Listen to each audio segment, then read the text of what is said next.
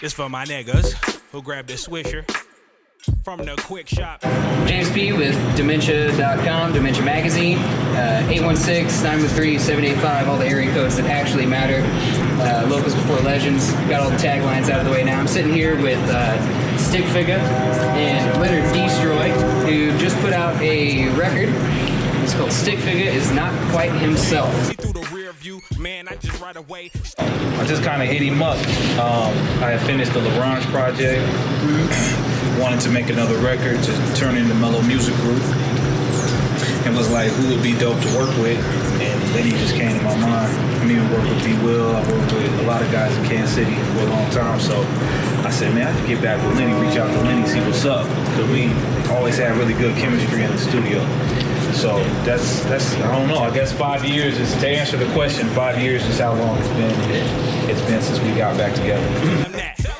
Tell him that. There's a click outside of making music sometimes too, you know, like sometimes it's an awkward situation where you sit down with somebody and you don't quite mesh, you know? So yeah, for me, beyond the music, obviously I want to be like a fan of like the person I'm working with. I want to be like into the kind of music they make, but also like it just boils down to like, yeah, just good chemistry, you know, that's what I look for. Somebody that just does the kind of music that I want to make. So if I'm gonna work with somebody, I want their production to stand out in a way that can mesh well with the way that I get on production, how I sound on production, and get my point across in a cool way. And then he's somebody who has like a very, in my mind, it's like a very like you love it or you hate it style. Like, you know what I mean? Like, and I love it. I have to be someone who loves it. Like jazz, the funk, the electronica, the experimental stuff that he does with music, I'm really into. So it's just anything that's unique and different and stands out from, the middle of the road stuff is what I'm looking for. Tell him that. Tell him that. Tell him that. Tell him.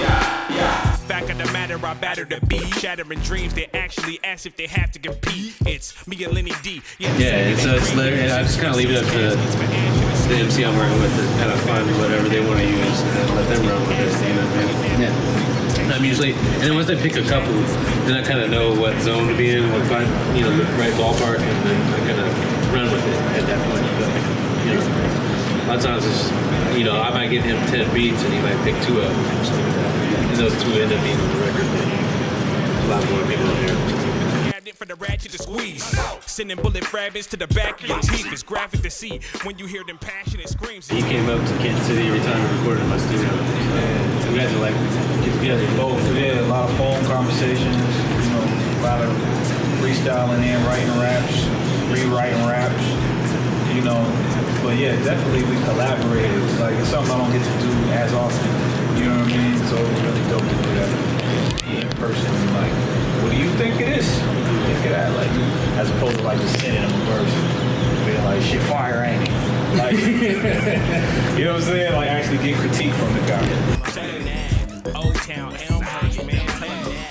Sometimes I'll sit down with somebody and I'm like, oh, this is cool, but maybe you want to rewrite a verse here or there, like leave a break, just things we haven't discussed or thought of, until we're in person. He made me keep the poem. Yeah. He made me keep the poem at the end of Life at Fair because I was like, I don't know, man, maybe we should get like a sample of somebody. He was like, man, you said it, you wrote it, like, you should keep it. I was like, let's go. Yeah. So, yeah, little things like that. Yeah. Work with somebody that's truly, pretty good at things, like, you don't have to say much. To the vein music, 88, rock cocaine, spoon to the flame music, 38, special, loaded and let it bang. I don't know if I can describe my sound. I feel that I kind of have a sound of my own. It sticks out a little bit. Maybe it's because of the equipment I use or like my process. I don't know. I mean, it's kind of hard to say. Like it's hard to speak on what I do. Looking, it's kind of better to hear other people comment on. Because you have a different perspective on how you look at things. So. I don't know. That is a good question, but I don't know. I always feel it's dense, and I always trying to have I always lean towards something that's a little more soulful, and kind of I don't know. I always have to incorporate a little bit of soul in it. I can't attack this is passive. This ain't even rapping. These black literature classes. Field nigga fast. Put on jazz for a couple hours before I can get in the studio. Just kind of be thinking about different things musically and stuff. I don't know. It's kind of, you have to get into a certain mindset, I think.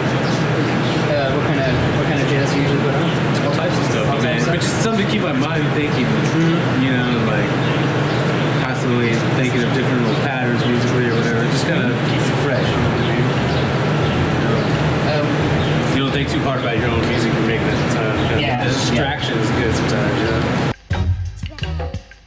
Usually it starts, I always kick off with like a real simple drum pattern, like a groove or something, and just kind of getting to feel like with the beat, you know what I mean? And then playing some stuff on top of it, and then I'll come back and redo the drums a little bit more, detail them, but usually getting a groove going and getting a certain pocket going to make the beat around versus always. Power steering daily, chasing checks. It's a beat. I think an average beat can be made really good with great drums, and I think a great beat can be made even better with great drums. Drums are like the heartbeat of it. So Chances are they ain't loyal unless you making bread. Back I think, yeah, I mean, it really does start with the freestyle. So if the freestyle is calling for, like when I get a beat, like one of the beats in particular, like Horn Hustle, it has like that.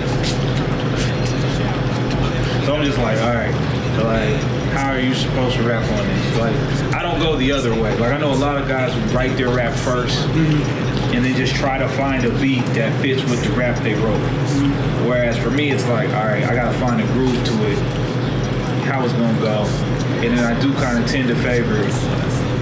I like to rhyme everything, if I can pull it off. Like, I'm obsessed with it, like on some Black Thought stuff. Like, I gotta get everything to rhyme. Like, if it's the end of the 4 bars, I want that 5th bar to rhyme and go into a new rhyme that's gonna rhyme for another 4 bars.